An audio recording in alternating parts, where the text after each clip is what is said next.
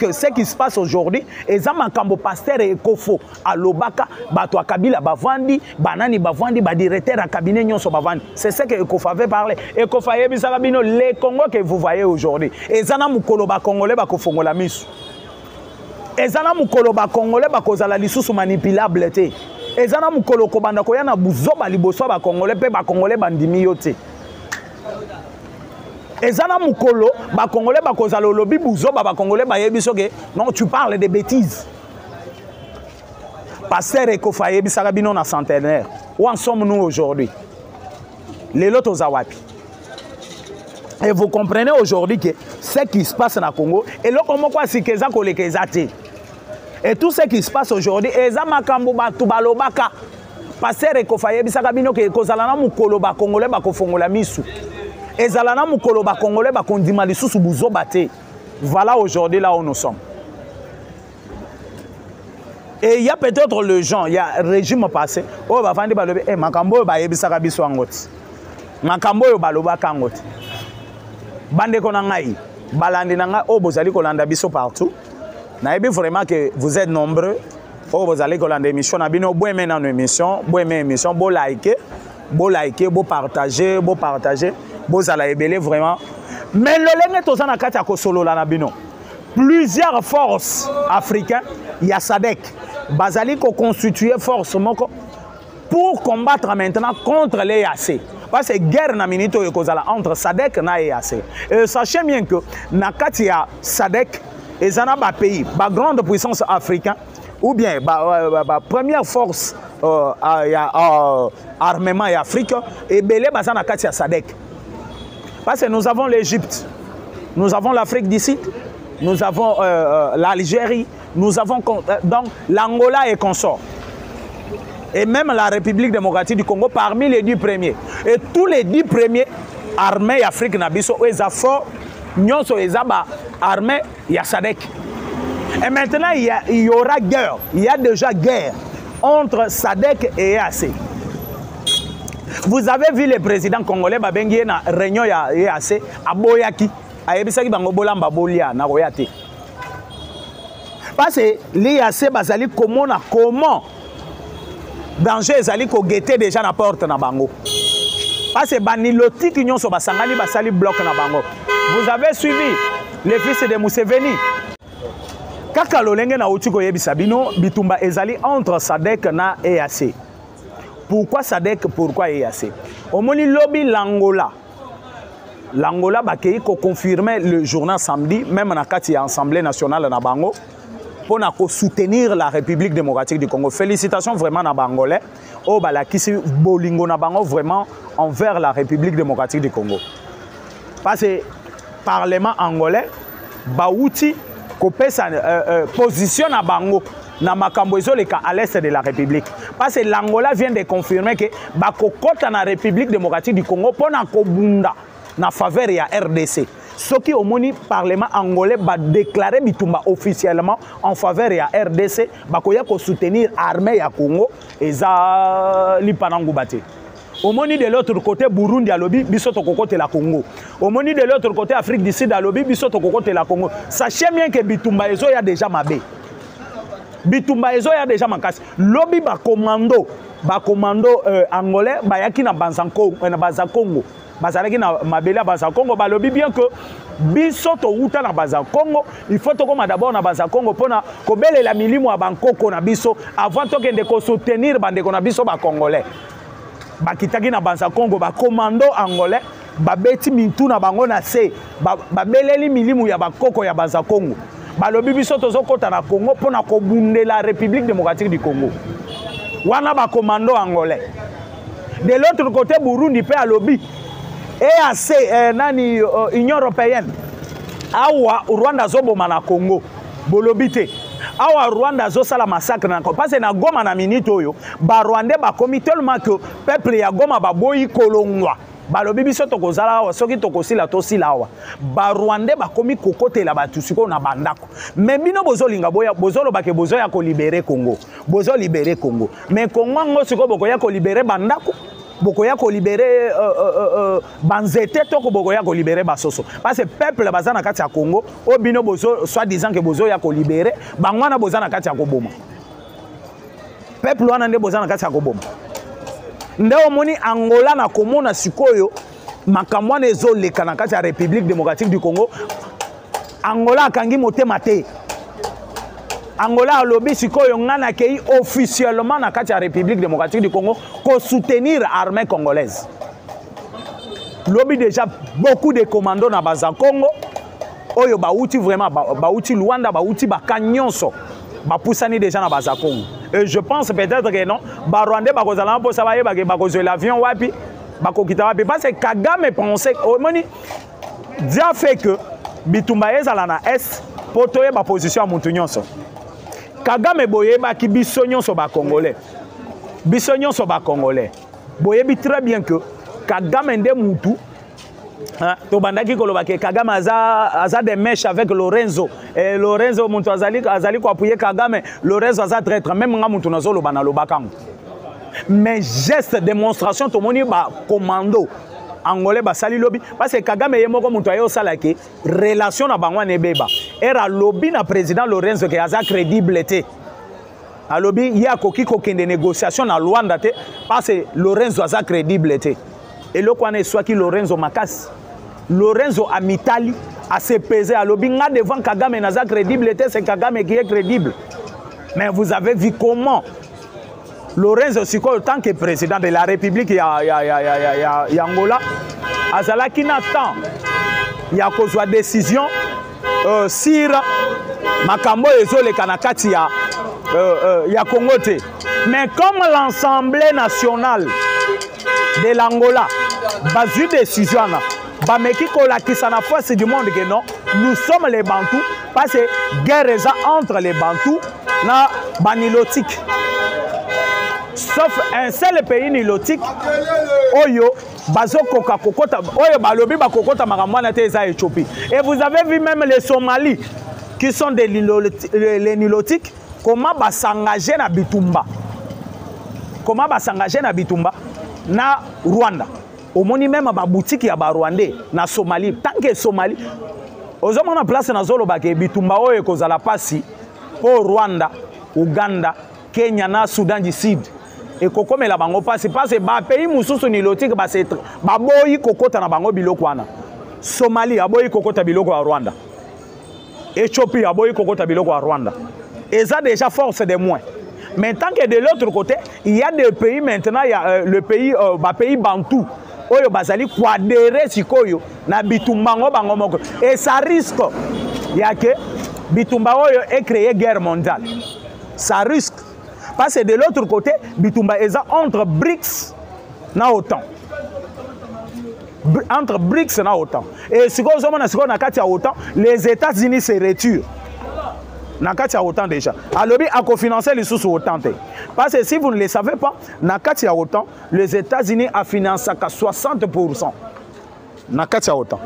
Et qu'on s'est retiré déjà aux États-Unis, selon Malobaya Donald Trump, Ndenge Bazali qu'on s'est retiré déjà dans OTAN. OTAN risque aussi de perdre Bitumba. Parce que de l'autre côté, il y a BRICS, Chine Azali, Azali grande puissance économique et monte, et en même temps aussi dans l'armement, Chine Azali Kolopa c'est bomoni ba drone de guerre. Oyo Bazali Kobunda nango ces derniers temps, Nakatia, comment on appelle?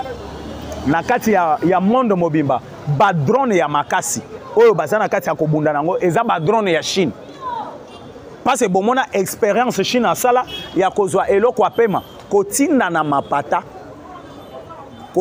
mapata ya ba américain et ça la 4 heures du temps ba américain bazomona eloko apema ba yo mona ngo 4 heures après et après la Chine a retiré eloko apema koyebisa bango ke non si na lobaki na frappé ou bien na lobaki na boma bolingaki bo s'en sortir te bolingaki bo s'en sortir te parce que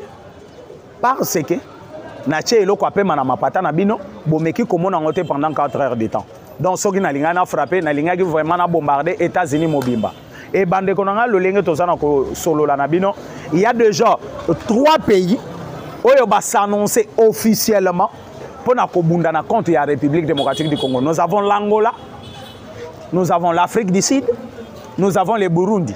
Et à part les pays et Tanzanie aussi. Nous avons la Tanzanie. Et ces 4 pays, ils se prononcé déjà officiellement. Mais tant que les Rwandais bango moko bayebi bien que bitumba tozo bunda, basangani bazo bunda. Parce que kuna bazali déjà Kenya azali, Ouganda azali, Rwanda pe azali, Soudan du Sud azali. Bazana à peu près 4 pays déjà au basangani, bazo sala biso bitumba à l'est de la République, bazo koka kozwa Goma mobimbate.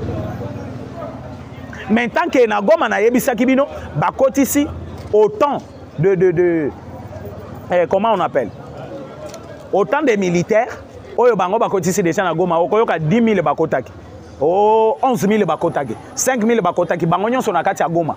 Mais ils n'arrivent pas à récupérer les parties est ya Goma. Et moi je l'ai toujours dit, si les chefs de l'État azali ko comprendre makambo yote, et que ça a un problème grave pour la République démocratique du Congo. Pourquoi je dis ça? Les chefs de l'État, quand même na mutunae, à Bossana peut-être Maramboy. Et les chefs de l'État, quand tu l'es venu chef de l'État, après prestation de serment, le chef de l'État a dédié ces pays dans Maboko Nzam. Et les choses graves, à Senga même pardon pour na bateau bazalaki avant yé. À Sengela bango pardon. Et néomoni même bateau bazalaki avant yé, tout le temps bazali ko monter plan contre la République démocratique du Congo. Et aussi mbaté. Parce que Mouto ya Sengela bino bolimbi c'est pas Nzambe, mais vous voulez le faire du mal. Et le chef de l'État aussi a loba que yé aza simple instrument. Avandi, il faut Nzamba akita, avanda na kiti na ye. Zamba avanda na kiti o yaye, de façon que Zamba banda ko diriger na place na ye. Et c'est pour cela aux hommes que à l'est de la République, je vous ai toujours dit, aux hommes na basoda na biso baso bunda, c'est comme si baso se multiplier sur le terrain. Vous avez vu les Wazalendo. Vous avez vu comment Wazalendo azali quoi jure à l'est de la République. Vous avez vu comment Wazalendo azali kobunda à l'est de la République. Et les gens pensent peut-être que les Wazalendo sont meilleurs. Non, Wazalendo ne sont pas meilleurs. Mais Wazalendo ont un problème moko yake, bazali kobunda na force moko spirituelle. Force wana eza spiritualité ya mobilité. Spiritualité en Zambie. Parce que le chef de l'État avait dédié ces pays ici dans Maboko en Zambie. Et c'est ce qui prouve maintenant que la République démocratique du Congo, toza siko yon a niveau moko, il y a nyonso obiso tokoki kosala. Ezali béni par Dieu. Nazotu na batu journée mardi, awa na Kinshasa. Nani abenga ki batu babi mana balabala basala ba marche. Nani abenga ki batu. Mais si plupart de gens basali koye bangote, peuple congolais babima na balabala boye bango moko. Peuple congolais babandi ko tambola. Peuple congolais basali nyonso esengela ki ko sala. Bango moko na volonté na bango moko. Bandeko na ngai balandi na ngai bino batu bozali ko landa partout. Boye mena no émission na bino. Bo like, bo zala ebele na ba like na bino, bo partager, bo partager ba émission, bo partager, bo zala ebele na ba partage na bino, bo partager émission bandeko, bo partager, bo partager, bo commenter émission et que zala bien makasi, bo commenter émission, bo commenter, oyebi ba commentaire na bino, ba like na bino, ba partage na bino, c'est ce qui nous donne maintenant force ya koloba. Et là, on peut se force à cause de l'émission peut kolobela République démocratique du Congo et la like na bino ana. Et après ba commentaire na bino o bino bo commentaire. Quand vous êtes en train de commenter l'émission, donc vous sentez que les autres peut force à koloba. Et le lenge toza ko solo na bino. Na Bukavu chargé de renseignements militaires ou bien de MIAP bakangie maboko siko na saki. Dans quel sens? Le monsieur Ti Azan a service de renseignement militaire na Bukavu. Les gens pensaient que c'est un Congolais. Quand la journée à lobby samedi, journée à samedi plutôt, le monsieur na kati ya koloba na kati ya basoda, silo na ye kwei na se, azo gunzama azwa stylo ba carte kwei mibale carte moko ya armée rwandaise carte moko ya armée congolaise chargé de renseignements muto aza au service de renseignement ya armée na biso na Bukavu Kabila bomaki mboko bandeko to se cacher ba face te comment chargé de renseignements ya mboka neti République démocratique du Congo ya armée pe lisusu bokoki kopesa un étranger bokoki kopesa un Rwandais bokoki kopesa ngona un Rwandais oh non oh non il faut vraiment makambo mususu entre nous toyebisa na vérité Kabila bomaki mboko parce que tous les accords signés par les Rwandais avec les Rwandais tous les accords signés avec l'M23 ce n'est pas Tshisekedi qui l'a signé les accords ezalaki signés en 2009 Tshisekedi azalaki président en 2013 Tshisekedi azalaki président mais aéroport ya Goma na biso na minute oyo sous contrôle ya force ya SADC et na kati ya Bukavu lolenge nazo yebisa bino il y a eu l'attaque et salemi entre M23 na forces armées congolaises et forces armées congolaises FARDC na biso basali attaque na Minova parce que Minova eza place au wapi M23 bakendaki ko couper pont na armée na biso pona ko ravitailler Goma mais na minute oyo Minova na maboko FARDC bare nde oyoka ki place chef de l'état lobaki nous allons riposter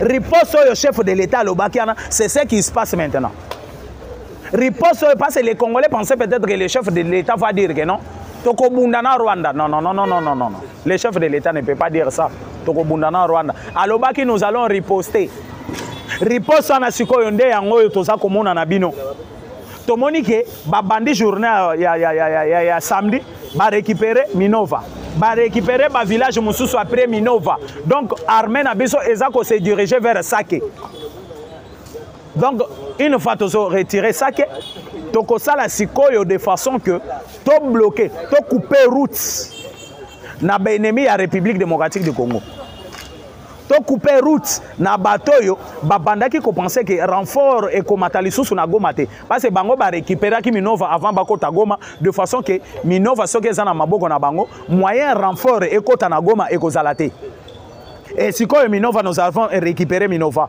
donc cela veut dire que du côté sud oyo vraiment FARDC bazalina wazalendo parce que forces armées oyo tikali na katia na katia comment on appelle na katia Goma na ville ya Goma ezali le garde républicain o bano tozo benga ba chikata parce que bangonde bazali ko sala résistance ya makasi les gardes républicains wana na ba oyo tozo benga les wazalendo bangonde bazali ko sala sikoyo face makasi na armée ya Rwanda oyo bakotisi ba mille de soldats mais banana baza muke si c'est 300 hommes si c'est 400 hommes bazali ko faire face à plus de 20 000 hommes et ça maintenant ba journaliste na banana ba koyebisa binote est-ce que ba journaliste na bango ba yebisa bino que nous avons récupéré Minova ba journaliste na bango ba yebisa bino que nous tozo kende déjà vers Sake bango Goma je vous dis une fois bloqué Sake ba soda nyonso o bazana kati ya Sake bakoluka sikoyo négociation bakoluka sikoyo tokende na bango na négociation de façon que ba o bazana Goma ba mona moyen ya kobima eux pensaient peut-être que couper route na ba oyo baza na Minova et ko sala que non bango ba s'accamparer sikoyo na Goma mais bamoni même peuple ya Goma bazolinga kolongwa te peuple ya Goma balobi tokokufela kaka tokokima te tokokende place ata moko te ala voilà maintenant nde place sikoyo problème ekomi kokoma grave yangwana place bazokoma na niveau ya ko se défendre te yangwana parce que une fois bloqué Sake bakozala na difficulté ya kozonga bakozonga elanzela nini parce que renfort makasi renfort oyo eyaki ebele ko renforcer bango na Goma et utaki Sake bakeye Goma est-ce que les soldats à Rwanda, je me pose des questions. Bazana stratégie de guerre. Comment bokoki kotika village mobimba? Ça que je vous dis bien que le lengue tozo que les soldats oignon so bazo ki manatroso ya ça que minova bazako kima babang. Parce que na minute oyo Bukavu eza mobilisé.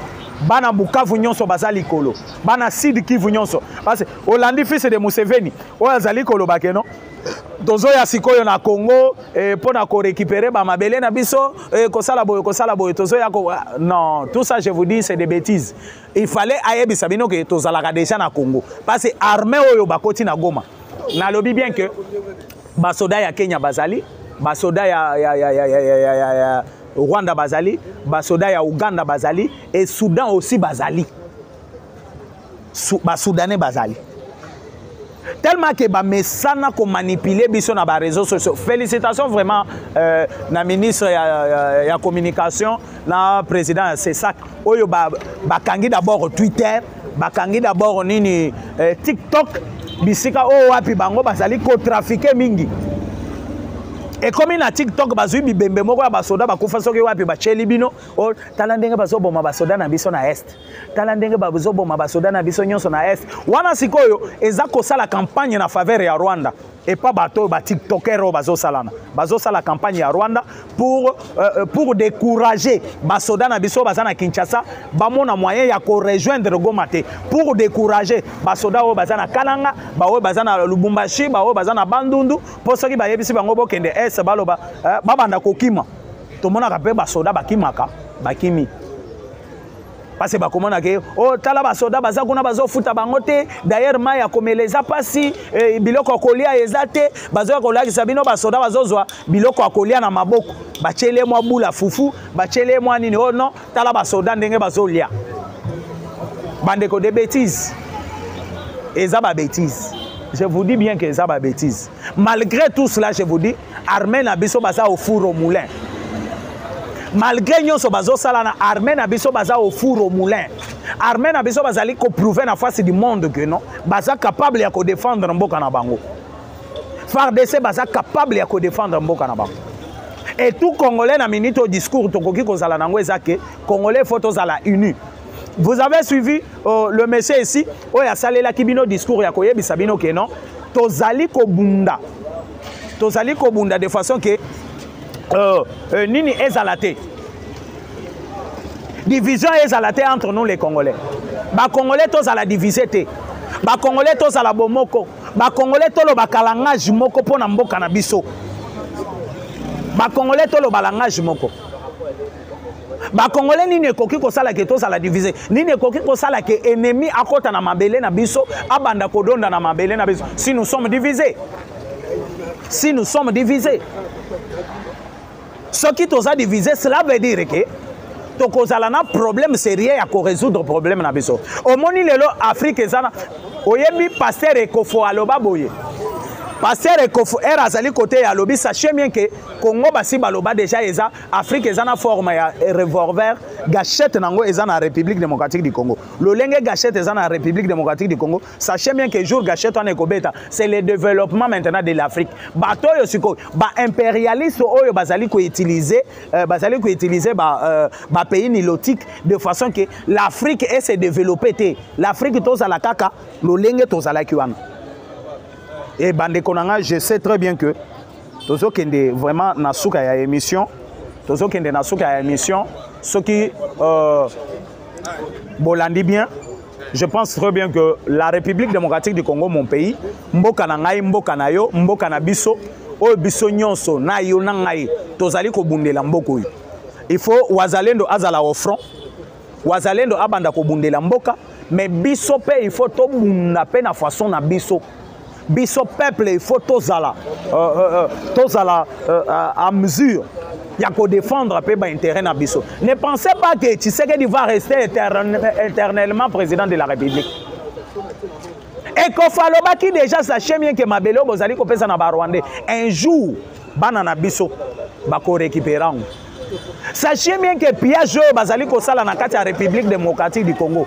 Un jour, banana biso bakosala revanche ya bakoko na bango oyebi Lumumba akufela mboko Kimbangu akufela mboko pourquoi omoni basoda angolais baye na Congo avant bakende est de la République omoni balobi tokende nano banza Congo place bokoko na place qui Vita abandaka makambo pourquoi bakeye d'abord kuna balobi il faut tokende ko puiser force ya royaume Congo base nango eza wapi banza Congo.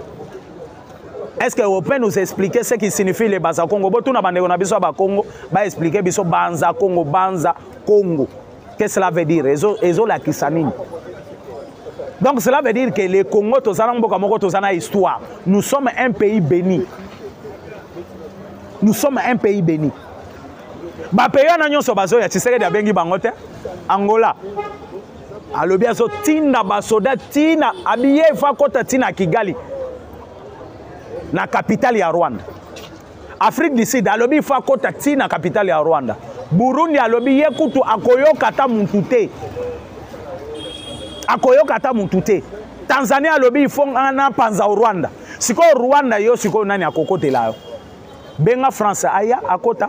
Benga nani Belgique aya kokote la yo. Benga Angleterre aya kokote la yo. Benga ba pays na nyonso ba sangana o bazali ko appuyer yo.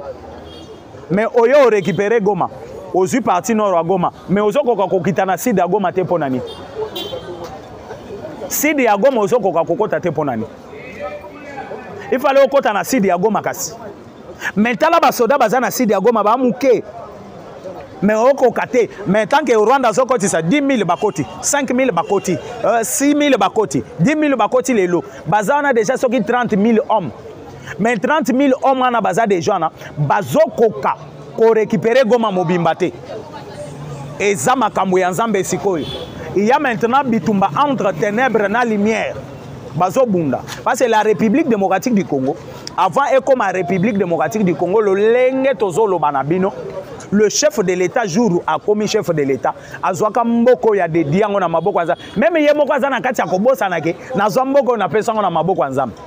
Pe batu nyonso ya régime ya Kabila bazo sala ba plan ezo simba te ponani parce que Tshisekedi na centre de martyrs asengela bango bolimbi se panzam alobi nzambe limbisa même ba o bazalaki avanga siko ere bazo kende ko monter ba plan contre la République bazo monter ba plan contre Tshisekedi omoni ezo simba te même Tshisekedi ye moko azo bosana peut-être makambwana abosani ke adedia mboko yo na maboko nzambe aloba na nzambe ke non nga nazana nga instrument ya pamba yo kitavanda na kiti oyo obanda ko diriger mboko c'est Dieu qui est en train de diriger ce pays. Je vous ai toujours donné l'exemple. Si c'est que des hommes na place toi azo kende soka zoloba azo convaincre bato facilement pe bazo betela maboko basala kango ponani.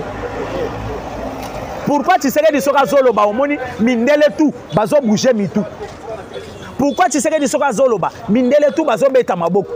Parce que tu sais que d'ailleurs ko loba koleka batu nyonso bazana mokili. Aibi ko loba koleka mindele nyonso bazala na salo na kotaka. Donc quand tu sais que tu veux parler, le lenge alobaka ke il faut nzamba aya ko vanda na kiti wana banda ko diriger. Donc quand lui veut prendre la parole, c'est Dieu qui intervient maintenant dans Tshisekedi. C'est lui qui commence à parler, ce n'est pas Tshisekedi, c'est le Dieu là qui l'avait imploré ces jours-là que non aya ko zwa kiti o yazo vanda. C'est celui-là. Et peine à est de la République na yebisibino plus de 30 000 hommes rwandais na Goma na nord. Mais koto yo ya FARDC na sud ya Goma 400 soldats seulement. Mais Rwanda plus de 30 000 hommes bazoko kokota na sud. Qu'est-ce que cela veut dire? Cela veut dire que basoda na biso bazama kasi koleka ya Rwanda. Donc ils ont force ensemble d'être en train de montrer maintenant dans le monde que yende aza capable ya kosala nyonso. C'est bien lui qui est capable de tout faire. Bandeko, je pense très bien que naza na suka ya émission na ngai naza presque na suka, il me reste 1 minute seulement. Na pesi mbote na balandi na nga nyonso o bazwaki temps ya kolanda nga partout oyo bozali kolanda ngai na lobi vraiment que to récupérer Minova, to récupérer le parti une partie déjà ya ba village déjà tout autour ya Sake.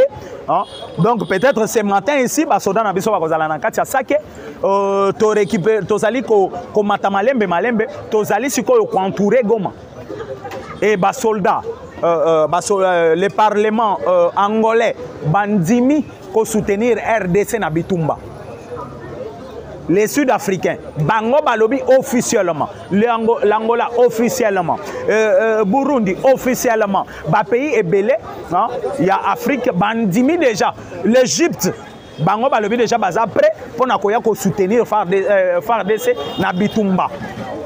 Donc cela veut dire que Bitumba o ezo banda et kozala Bitumba moko bande konazo yeba comment ko déterminer Bitumba ngote. Et ce qui monde ko gérer Bitumba yo bien té. Ce qui monde ko gérer Bitumba yo bien té. Ezo risqué ezala Bitumba moko mondial. Je pense très bien que na Sukiawa. Mon numéro c'est plus 243 82 75 76 085 plus 243 82 75 76 085. Ciao, bye.